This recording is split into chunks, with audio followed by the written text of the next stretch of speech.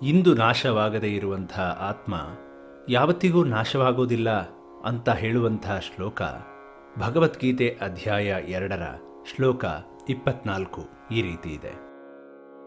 ಅಚ್ಛೇದ್ಯೋಯಂ ಅದಾಹ್ಯೋಯಂ ಅಕ್ಲೇದ್ಯೋ ಶೋಷ್ಯ ಏವ ಚ ನಿತ್ಯಃ ಸರ್ವಗತಸ್ಥಾಣುರ್ ಅಚಲೋಯಂ ಸನಾತನಃ. ಜೀವನನ್ನ ಇವತ್ತಲ್ಲ ಮುಂದೆ ಯಾವತ್ತೂ ಯಾರಿಂದಲೂ ನಾಶ ಮಾಡೋಕ್ಕೆ ಸಾಧ್ಯ ಇಲ್ಲ. ಯಾಕೆ ಅಂದರೆ ಆತ ತನ್ನ ಗುಣಧರ್ಮದಿಂದ ಯಾವತ್ತೂ ಬದಲಾಗದ ಸರ್ವಗತನಾದ ವಿಚಲಿತನಾಗದ ಭಗವಂತನ ಪಡಿಯಚ್ಚು. ಯಾವ ಆಯುಧಕ್ಕೂ ನಿಲುಕದೆ ಎಲ್ಲ ಕಾಲದಲ್ಲೂ ಏಕರೂಪನಾಗಿರುವ, ಎಲ್ಲ ಕಡೆ ಸ್ಥಿರವಾದ ಬದಲಾವಣೆ ಇಲ್ಲದೆ ಇರುವ ಗುಣಧರ್ಮ ಜೀವನಿಗಿದೆ. ಜೀವ ಸನಾತನ ಅಂದರೆ ನಾತನದಿಂದ ಸಹಿತನಾದವ. ಇಲ್ಲಿ ನಾತನ ಅಂದರೆ ನಾದನ ಅಂದರೆ ವೇದನಾದ.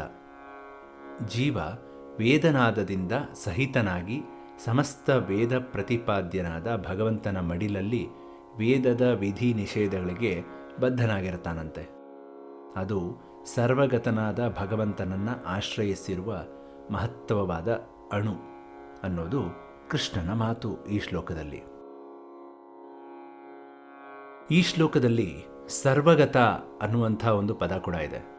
ಸರ್ವಗತ ಅಂತಂದರೆ ಎಲ್ಲೆಡೆ ಇರುವವನು ಅನ್ನೋದು ಮಹತ್ವದ ಶಬ್ದ. ಯಾಕೆಂದರೆ ಜೀವಿಗಳು ಭಗವಂತನ ಸೃಷ್ಟಿಯಲ್ಲಿ ಎಲ್ಲೆಲ್ಲೂ ಇದೆ ಅನ್ನೋದರಲ್ಲಿ ಸಂದೇಹ ಇಲ್ಲ.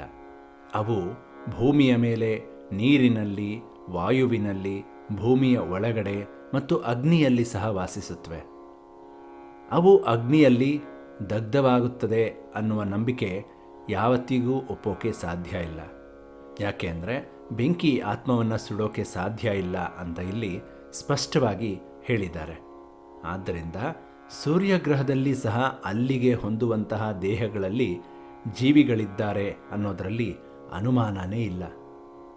ಸೂರ್ಯಮಂಡಲದಲ್ಲಿ ಯಾರೂ ಇಲ್ಲದಿದ್ದರೆ ಸರ್ವಗತ ಅನ್ನುವಂಥ ಶಬ್ದಕ್ಕೆ ಅರ್ಥವೇ ಇಲ್ಲ. ಎಷ್ಟು ಅದ್ಭುತವಾಗಿದೆ ಅಲ್ಲ ಈ ಮಾತು. ಸೂರ್ಯಗ್ರಹದಲ್ಲೂ ಜೀವಿಗಳಿದ್ದಾರಂತೆ. ಹಾಗಾದರೆ ಮುಂದೆ ಕೃಷ್ಣ ಇನ್ನು ಯಾವ ವಿಶೇಷಗಳನ್ನು ನಮಗೆ ಹೇಳ್ತಿದ್ದಾನೆ ಅನ್ನೋದನ್ನು ನೋಡೋಣ ಮುಂದಿನ ಸಂಚಿಕೆಯಲ್ಲಿ. ಅಲ್ಲಿವರೆಗೂ ಎಲ್ಲರಿಗೂ ನಮಸ್ಕಾರ.